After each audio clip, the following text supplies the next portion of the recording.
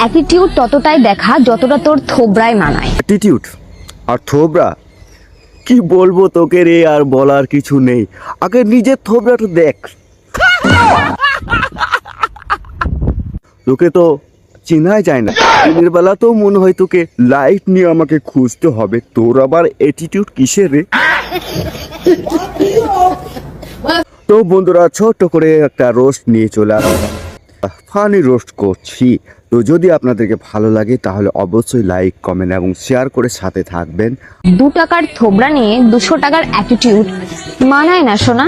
আরে মামুনি কি বলে গো, 200 টাকার থোবরা নিয়ে 300 টাকার অ্যাটিটিউড? বাহ মামুনি, খুব সুন্দর একটা ডায়লগ শোনালে। আরে নিজের থোবরাটা কয়শো টাকা রে? 200 টাকা না 100 টাকারও মনে হয় না আমাকে। আবার সেই 100 টাকা নিয়ে 300 টাকার অ্যাটিটিউড মানায় না সোনা, একবারে মানাচ্ছে না গো, আমার একবারে মানাচ্ছে না গো। আর রাস্তা দিয়ে গেলে কিছু কিছু মেয়ে আমার দিকে এমন ভাবে তাকায় থাকে ভাই। কেন রে, কিসের জন্য তোর দিকে তাকিয়ে থাকে? জানিস কিসের জন্য? সেটা তো তোকে পরে বলছি, একটু আগে তুই বল তোকে কেন তাকিয়ে থাকে। তো দেখি একটু শুনে নি, কেন তোর দিকে তাকিয়ে থাকে রাস্তার মেয়েগুলো? জানো আমি ওর ভাতা নিয়ে পালাই গেছিলাম। আরে রাস্তার মেয়েগুলো তোর দিকে কেন তাকিয়ে থাকে? ভাতার নিয়ে যাওয়ার জন্য নয় রে বাবা। এই তো তুই তো একটু আগে বললি না, কি বললি বলতো? 200 টাকা থোবরা নিয়ে 300 টাকার অ্যাটিটিউড। সেটাই দেখছিল তোর 300 টাকা অ্যাটিটিউডটা কেমন, তুই দেখতে কেমন, এইগুলো দেখার জন্যই তারা রাস্তার মেয়েরা দাঁড়িয়ে থাকে, বুঝলি? তোকে দেখার জন্য তোর অ্যাটিটিউডটা কেমন, বুঝতে পারলি? तू समझा? नहीं तू समझा नहीं। আর তো ওদের ভাতার দিয়ে কোথায় যাবি? ওদের ভাতারগুলো তোর কাছে তো আসবে না, কারণ তোকে তো দেখতেই পাবে না, আধারে দেখতেই পায় না রে। আর এই তো তোর 300 টাকার অ্যাটিটিউড। আর এই তো সত্যিই তো তোকে আধারে তো দেখতেই পাওয়া যায় না, তোকে লাইট নিয়ে মোমবাতি নিয়ে খুঁজে বেড়াতে হবে, মোবাইলে ফ্ল্যাশ জ্বালিয়ে খুঁজে বেড়াতে হবে, তাই না? তো তাদের ভাতারগুলো তোর সাথে কি করতে যাবে? আমি তো খুঁজেই পাই না, তুই তো নিজেই বলছিস। এটা তো তারা বলেনি এবং তারা এইসব করেনি, তুই তো নিজেই বলছিস রে বাবা। আসল অ্যাটিটিউড আর তুই দেখতে কেমন এটা তো আমরা নিজের চোখেই দেখতে পাচ্ছি গো সোনামণি। শুনবি তোর আর আমার মধ্যে পার্থক্য? তোর আমার মধ্যে পার্থক্য শুনে কোনো লাভ নাই রে সোনা মামনি। আরে তোর আমার পার্থক্য আকাশ থেকে পাতাল, তাই না? তোর একটা কথা আমি তোকে বারবার বলে তোকে অপমান করতে চাই না রে, আর তুই সেইটাই বারবার কেন বলে যাচ্ছিস? कितने तेजस्वी लोग हैं हमारे पास, कितने शानदार विचार रखते हैं। আরে তুই তো নিজের চেহারাটা আগে ভালো করে দেখ না, তারপরে সেই কথাটা ভালো করে বলবি, তাই না? আর এই কথাটা যদি ঠিক বলে থাকি বন্ধুরা, তাহলে অবশ্যই তোমরা কমেন্ট করে জানাবে। তো কেমন কথা বলছে এই সুন্দরী তো, হ্যাঁ সুন্দরী বলা যায়, তাই না? তো এই সুন্দরী কত সুন্দরভাবে কত সুন্দর করে কথাগুলো বললো। সামনে বলার অকাত রাখি। হ্যাঁ তুই তো সামনে বলার অকাত তো রাখবি, কারণ তোকে তো মানে মানুষের সাথে পেরে উঠতে হবে, অপরে চেড়ে উঠতে হবে তোকে, তাই না? তার জন্য তো তোকে অকাতটা রাখতে হবে, কারণ তাছাড়া তো তুই চলতেই পারবি না, একটু দম না রাখলে তুই হাঁটতেই পারবি না রাস্তাতে, তাই না? তোকে তো অকাত রাখতেই হবে। আমার সাথে বেশি গেম খেলতে এসো না। বুঝলে সুন্দরী মামুনি, তোমার সাথে গেম খেলতে আমাকে খুবই ভালো লাগে, তাই তোমার সাথে গেম খেলার জন্য আমি প্রস্তুত, আমি রাজি।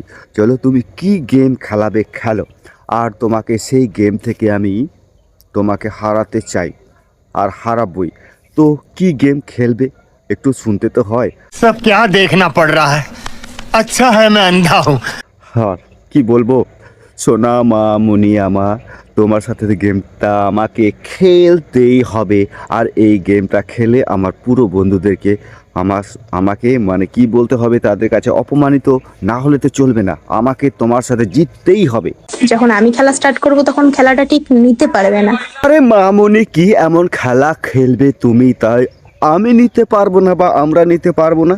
কি এমন খেলা রে? আরে রাখ তোর খেলা, শোন আগে তুই খেলাটা শুরু কর না, তারপরে আমি দেখছি তুই কি খেলা খেলতে চলেছিস। ঠিক আছে, তুই যে খেলা খেল না, আমি ওই খেলাতে খেলতে রাজি। ঠিক আছে, তুই যেটা খেলবি সেটাতেই রাজি, কিন্তু আমি তোকে হারাবো। ঠিক আছে, আর হারাতে না পারলে কি করবো জানিস, তোকে নিয়ে আর কোনোদিন রোস্ট করবো না। ঠিক আছে, আজকে রোস্টটা করেছি তোর সঙ্গে কথায় পেরে ওঠার জন্য, আর যদি আমি এই কথাগুলো যদি পেরে উঠতে না পারি তাহলে আমার রোস্টটা হয়তো ডাউন হয়ে যাবে, চলবে না রে।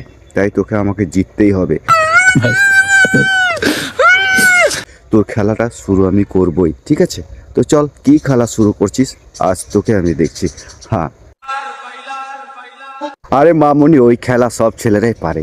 ঠিক আছে, খেলতে যখন নেমেছে তখন খেলা করাই যাবে। ঠিক আছে, ওই খেলা সব ছেলেরাই জানে, সব ছেলেরাই খেলতে পারে, সব পুকুরেই ছেলেরা জল খেতেও জানে এবং পুকুরে জল মারতেও জানে। ঠিক আছে, तू समझा? हाँ। नहीं, तू समझा नहीं। তুই যখন মাঠে নেমেছিস আমিও মাঠে নেমেছি, তো কোনো অসুবিধা নেই। তোকে নিয়ে যে ফানি রোস্ট করেছি, তো কিছু করার তো নেই। যদি তোর সামনে যায় আর তুই এই ভিডিওটা যদি দেখিস তাহলে তুই যা পারিস করে নিস। ঠিক আছে, একবারে মানাইছে না রে, একবারে মানাইছে না রে, তোর এই নাচটা একবারে মানাচ্ছে না গো। তারপরেও একটু সাবাস না দিলে হয়, খুব সুন্দর মানাচ্ছে আর খুব সুন্দর লাগছে দেখতে।